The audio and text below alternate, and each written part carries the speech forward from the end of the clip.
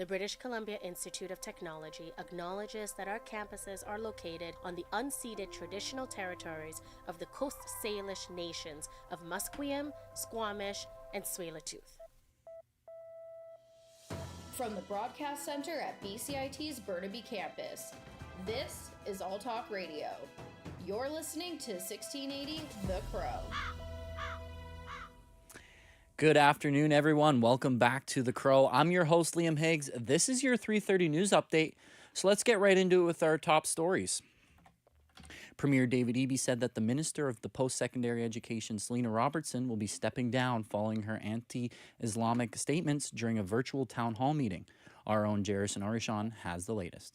Protesters have been standing outside the Sheraton Vancouver Guildford in Surrey as the BCNDP begins their caucus retreat there. It comes as the Minister of Post-Secondary Education, Selena Robertson, faces more pressure from various organizations to step down after saying comments on the current Israel-Gaza situation during a virtual town hall last week. The protest ran for an hour and was peaceful while attempting to deliver basic history materials and a petition demanding for Minister Robertson to step down. It was organized by a collaboration between various mosques in the province, which also sent a letter to the provincial government addressing their concerns. During the virtual town hall meeting, Minister Robertson said that Palestine was a crappy piece of land with nothing on it before settler colonial genocide. Last Friday, Premier David Eby says that Robertson has a lot of work to do to regain the public's trust. Jarrison Orishan, BCIT, The Crow.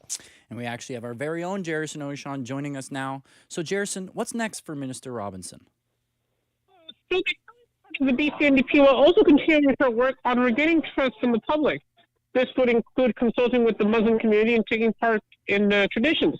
Although she is planning to run in this year's provincial election, though it is unknown if she will run under the BCNDP. And then, obviously, what was the atmosphere like at the protests this morning? Well, there was not a lot of people in front of the hotel, although there were police officers inside walking, turning doors in the hotel. It was not peaceful, and it might have been enough for the recent news that happened. Back to you. Thanks, Jarrison. Stay safe out there. The investigator in charge of a sexual assault case against 5 former members of Canada's 2018 World Junior Hockey Team says a review committee hasn't probed why the case was dropped by London police 5 years ago. Detective Sergeant Catherine Dane says the case wasn't referred to Violence Against Women Advocate Case Review Committee when officers deemed there were insufficient grounds to lay charges. She says the case was reviewed by London police 3 years later. When the case was reopened in 2022, our team explored investigative opportunities in addition to the 2018 investigation. Those leads were followed, additional witnesses were spoken to, and we collected more evidence. I can confirm that some of this evidence was not available when the investigation concluded in 2019. Dane says now that the 5 people are facing charges, the committee will have to wait until the case makes its way through the courts before looking into it. King Charles III has been diagnosed with a form of cancer, but Buckingham Palace hasn't confirmed what the monarch is suffering from exactly.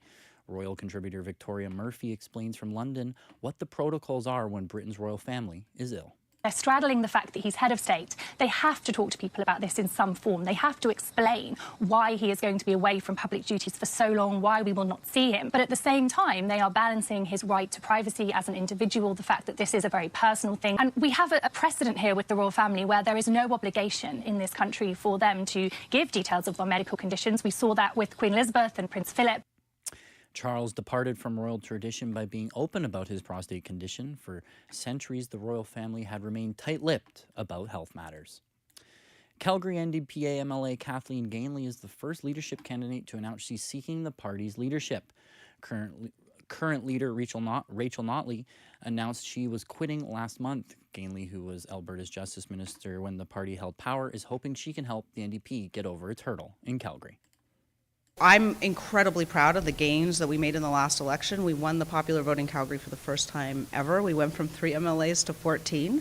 I think we win Calgary by offering a vision for the future, by offering our vision for an economic future that works for everyone. A Calgarian has never been the leader of the Alberta NDP. The Insurance Bureau of Canada says auto theft has become a national crisis with more than 200 vehicles stolen on average every single day.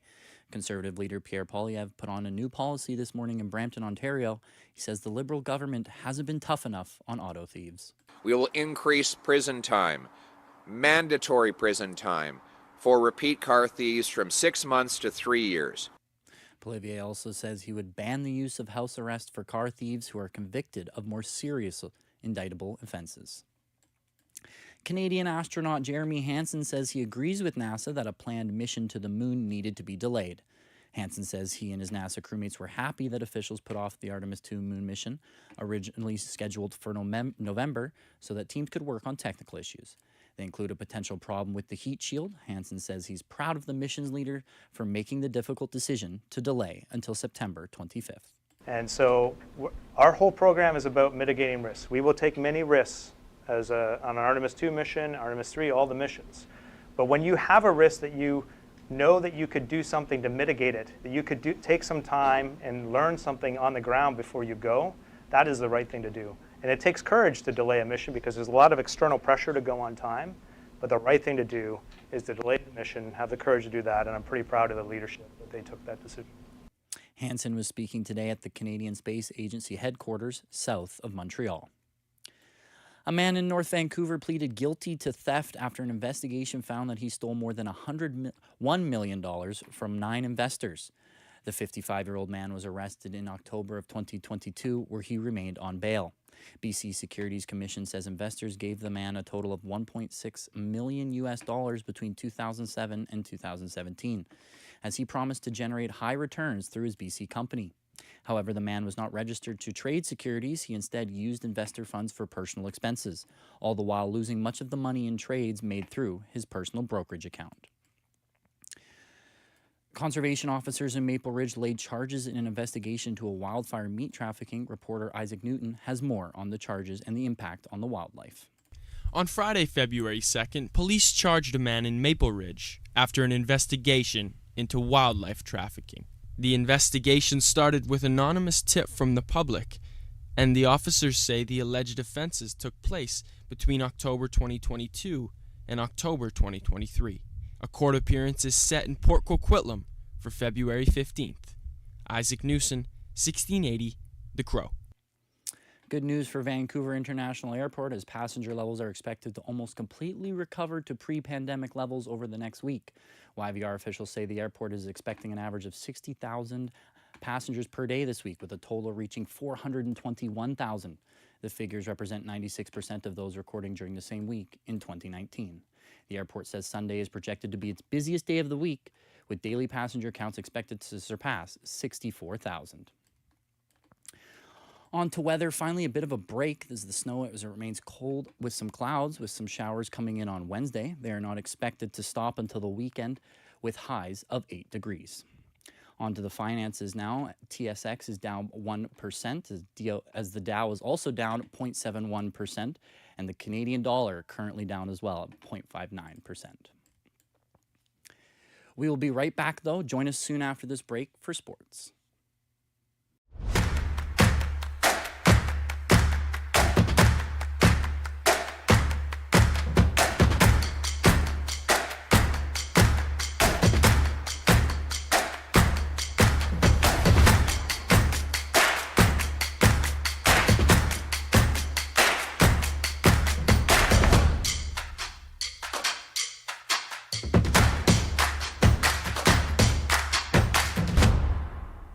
Everything is changing to digital. Everything is online. People aren't just waiting for the 6 o'clock news anymore. People want their news right now. They want to be able to go onto their smartphone, onto the internet, and see the news that they want to see. Vancouver is growing at, a really rapid rate, the Lower Mainland even, and with the tools that we're given here, we're able to cover all of that. Welcome to BCIT Magazine. I'm Radhika Sikakane. In the program, they really lead. This is sports on 1680 The Crow. Welcome back for sports, starting with the Canucks. With hockey starting back up after the All-Star break today, let's look at the matchup between Vancouver and the Carolina Hurricanes. Vancouver is currently coming off of a 5-4 win over St. Louis before the break, where the power play was able to put up 3 goals. Carolina last time, though, was also able to put up a 3-1 win over the Arizona Coyotes. Goaltender Thatcher Demko is set to start the game, as well as Carolina's Peter Kochetkov in the other end. Puck drop is at 4 p.m. In more NHL news, Toronto Maple Leafs center Austin Matthews, Edmonton Oilers captain Connor McDavid, and Detroit Red Wings right winger Alexander DeBrincat have been named the NHL's 3 Stars of the Week. Matthews was also named the most valuable player of the NHL's All-Star Tournament in Toronto on Saturday. Today is also the first day of the regular season action in the NHL, with the Islanders set to face Toronto, and the New York Rangers are also hosting the Colorado Avalanche. Josh Giddey scored 24 points. Toronto native Shea Gilgeous Alexander had 23, and the Oklahoma City Thunder became a 23-point deficit to beat the Toronto Raptors 135-127 in double overtime. Here's the call. Loose ball, Dort, high to get it, 17 seconds left. Giving to Shea, across the timeline, Thunder up 6. Stutter steps, comes baseline, takes it up and dunks! Good night, Raptors! Toronto faces the New Orleans Pelicans tonight. Tip-off is at 5 p.m. Starting with FIFA, Toronto and Vancouver are set to get a tourism boost from the World Cup. FIFA announced on Sunday the two cities will host a combined total of 13 games.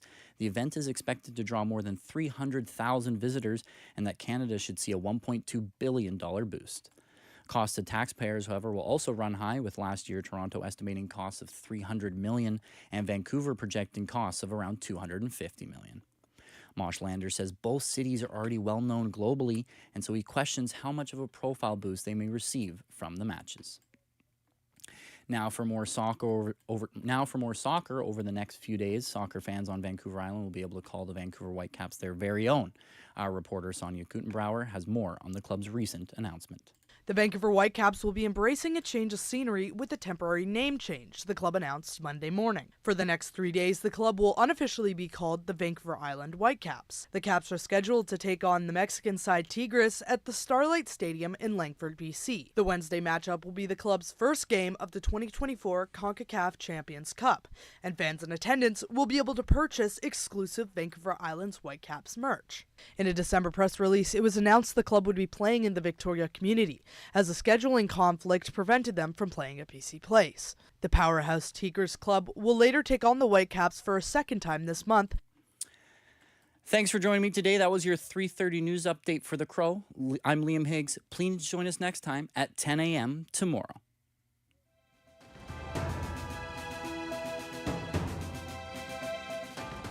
Stay tuned for more on BCIT's 1680 The Crow.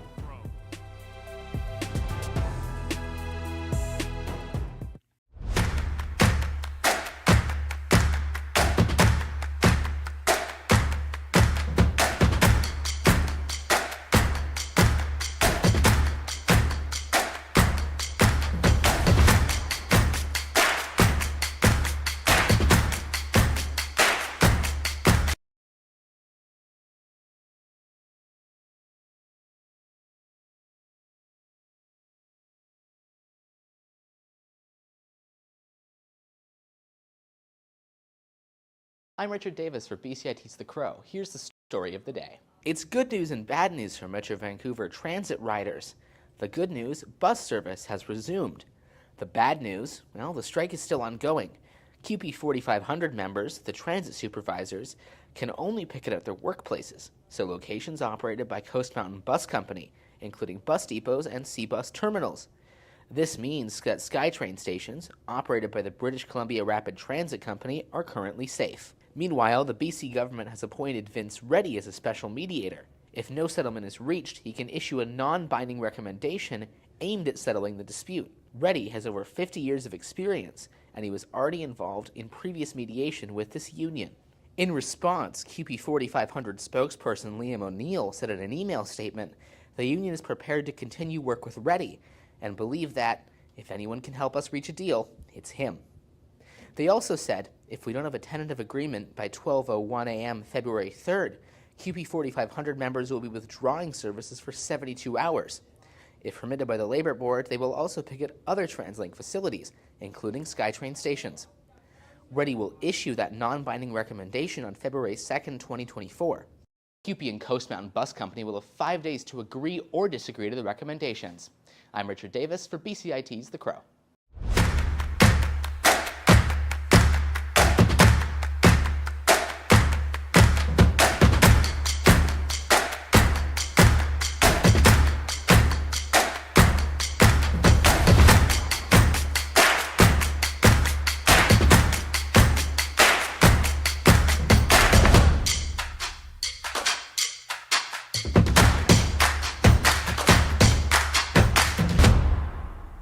Everything is changing to digital. Everything is online. People aren't just waiting for the 6 o'clock news anymore. People want their news right now. They want to be able to go onto their smartphone, onto the internet, and see the news that they want to see. Vancouver is growing at, a really rapid rate, the Lower Mainland even, and with the tools that we're given here, we're able to cover all of that. Welcome to BCIT Magazine. I'm Radhika King. In the program, they really leave it up to you. I mean, the help is there when you need it, figuring out how to use the programs like Premiere, Audition, and figuring out how to use the cameras.